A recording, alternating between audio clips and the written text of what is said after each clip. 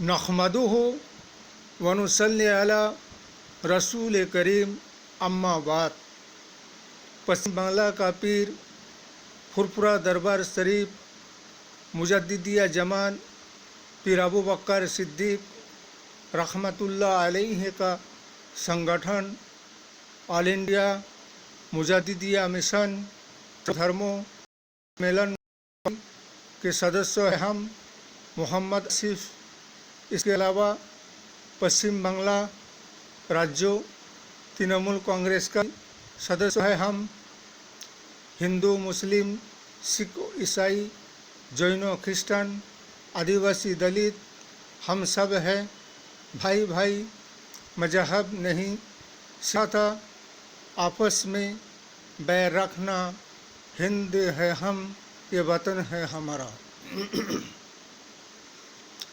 भारतवर्ष स्वाधीनता आज़ादी के बाद से जो संविधानकारियों ने जो संविधान को रचाया, डॉक्टर बाबा साहेब भीमराव अम्बेडकर, महात्मा गांधी, जवाहरलाल नेहरू, लाल बहादुर शास्त्री, मौलाना अबुल कलाम आज़ाद, भारतवर्ष को एक लोकतंत्र, गणतंत्र, सर्वतंत्र, स्वतंत्रता सेनानिया राष्ट्र बनाया गया। इसलिए कि इस भारतवर्ष में हर जाति, हर धर्म, हर मजहब, हर समाज और कौम के लोगों को रहने की अधिकार, हक है अपनी अपनी स्वाधीनता व आज़ादी से। लेकिन अगर ये बीजेपी के शासन 2014 से जब से भारतवर्ष के राजगद्दी की दायित्व इनके हाथ में आया,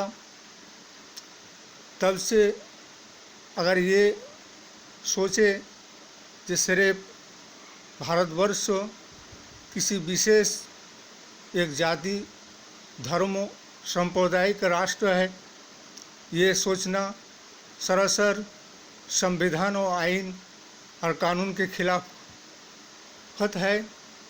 इसलिए संविधान और आइन और कानून के धारा अनुसार यहाँ पे आदिवासी, दलित, जैनों, क्रिश्चियन, हिंदू, मुस्लिम सारे जाति संप्रदाय के लोगों को अपने अपने स्वाधीनता आज़ादी से रहने की अधिकार, हक दिया गया और अपने अपने मजहब और अपने अपने धर्मों को पालन करने का भी आज़ादी और हक बराबर का दिया गया।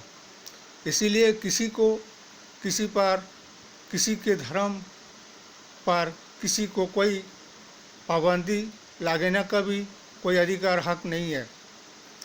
अपने अपने मजहब को अपने अपने स्वाधीनता आज़ादी से सबको पालन करने का भी उतना ही अधिकार, हक है जितना सारे भारतवर्ष 130 कोटि जनगण को है। इसीलिए बीजेपी के राज और शासनकाल में देखा जाता है मुसलमानों को हर जगह पे एक संदेह और शक, शुबह के नज़र से देखा जाता है। इसीलिए कि जैसे कि सर्वे की बात है, पहले तो मदरसा की सर्वे की बात किया, मदरसे के सर्वे हुआ, अब फिर कहने लगा कि अब वक्फ बोर्ड का भी सर्वे किया जाएगा। तो मुसलमान के ऊपर ही सारे आइन कानून क्यों लागू किया जाए। इसी तरह से हम ये पूछना चाहते हैं बीजेपी शासक और लीडर, नेता, मंत्रियों से, और भी तो धर्म और जाति संप्रदाय है, जैसे कि हिंदुओं के, जैसे कि गोरखपुर में मठ मंदिर है, उसके भी ज़मीन जायदाद है, उसके भी तो सर्वे होनी चाहिए। जैसे कि राम जन्मभूमि ट्रस्ट है, उसके भी तो सर्वे होना चाहिए। जितने भी हिंदुओं के मंदिर है, उन मंदिरों का भी तो बहुत से ज़मीन जायदाद संपत्ति है, उसका भी तो सर्वे करके देखनी चाहिए। तो सिर्फ मुसलमान के लिए उनकी वक़्फ़ बोर्ड की सर्वे, कभी मदरसा की सर्वे, कभी मस्जिद की सर्वे, ये सब किया है। फिर कभी कहेंगे मुसलमानों के घर के सर्वे करेंगे, फिर कभी कहेंगे मुसलमानों के कारोबार बिजनेस के सर्वे करेंगे। ये क्या तरीका लगा रखा है ये सब। ठीक है, ना तो मुसलमान किसी बात से, किसी चीज़ से डरते हैं, न डरते आए हैं, न डरता रहेगा। बल्कि मुसलमानों के जितने भी धर्मीय स्थल है, चाहे मस्जिद हो या मदरसा हो या कब्रिस्तान हो या मज़ार हो, पहली बात तो ये है कि मुसलमानों का जो वक़्फ़ बोर्ड का जो संपत्ति है वो एक तो निजी संपत्ति होता है, दूसरा अगर कोई दान में दिया हो तो उसी जगह पर मदरसा, मस्जिद, मज़ार, कब्रिस्तान बनाए जाते, या तो वक़्फ़ बोर्डों ने, मुस्लिम संगठनों ने खरीदा हो पैसे रुपया देकर, तब जाकर उस जगह पर कब्रिस्तान हो या मस्जिद हो या मदरसा हो बनाया जाता है, उनकी निजी संपत्ति पर या किसी ने दान में दिया हो दान संपत्ति पर। इसके अलावा सरकारी, किसी बेसरकारी ज़मीनों पर ज़बरदस्ती कब्जा कर कर किसी भी धर्मीय स्थल को नहीं बनाया जा सकता, ना बनाया है, ना बनाया जा सकता है। इसलिए योगी सरकार का ये कोशिश लगा रहता है, देखा जा रहा है कि उनकी सोच विचार और भावनाओं से कि देखने चाहता है वो कि कहीं ऐसा तो नहीं है कि मुसलमानों ने सरकारी ज़मीनों पर कब्जा करके अपना मस्जिद, अपना मज़ार, अपना मदरसा बनाए रखा है क्या। खैर, अगर ऐसी ही बात है तो बहुत से हिंदुओं का धर्मीय स्थल ऐसा है, जैसे राम जन्मभूमि ट्रस्ट है, वहाँ के जो जितने भी ज़मीन है उसका भी तो जांच किया जाए, सर्वे किया जाए, तब तो पता चलेगा हकीकत में क्या है। जैसे गोरखपुर मठ है, उसका भी तो सर्वे किया जाए, तब जाकर पता चलेगा कि उसमें क्या सच है और क्या गलत है। इसीलिए कि किसी विशेष एक जाति धर्म को टारगेट करना हमेशा ये तो गलत बात है, क्योंकि आइन, कानून, संविधान तो सबके लिए बराबर है। हमेशा ही बीजेपी का, आरएसएस का यही सोच रहा मुसलमानों के खिलाफ, जैसे कि मुसलमानों को कोई दुश्मन समझते हो, लेकिन मुसलमान ऐसा कभी नहीं समझते हैं किसी भी जाति, धर्म, संप्रदाय के लोगों को।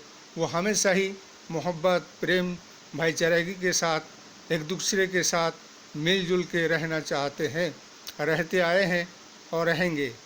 इसीलिए जो भी संगठन को, इस्लामिक संगठन को बदनाम किया जा रहा है, सिर्फ शक और शुबहा के वजह से और उस पर झूठ मूठ के इल्ज़ाम लगाकर उन्हें बदनाम करने की कोशिश किया जा रहा है। अगर कोई शख्स, कोई संगठन जैसे कि PIF अगर इंसानी अधिकार के लिए, संवैधानिक अधिकार के लिए, जनगण को न्याय और इंसाफ दिलाने के लिए अगर आंदोलन करे, प्रोटेस्ट करे, अगर कोई संगठन को बनाए इसलिए कि जुल्म के खिलाफ, अत्याचार के खिलाफ आवाज़ उठाए, तो वो क्या संगठन के आतंकवादी संगठन हो गया?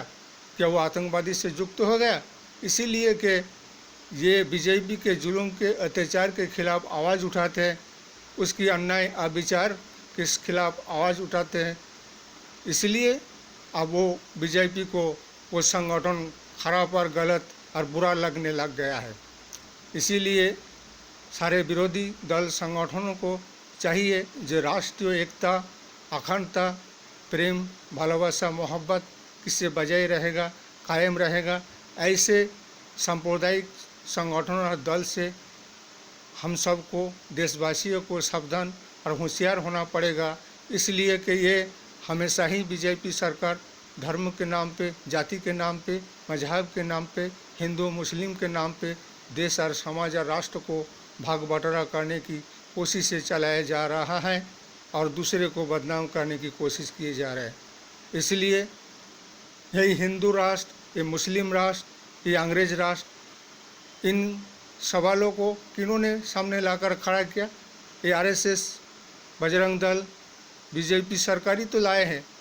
ये गणतंत्र लोकतंत्र राष्ट्र बनाया गया है और रहेगा। इस पर किसी का कोई आइन कानून नई तरीक़ा से नहीं चलेगा, बल्कि लोकतंत्र गणतंत्र राष्ट्र है।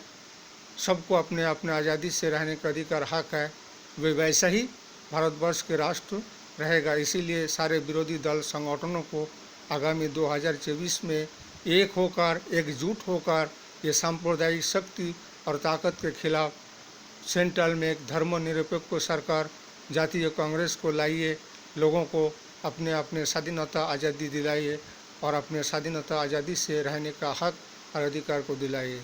जय हिंद, जय भारत, मोहम्मद अरशद।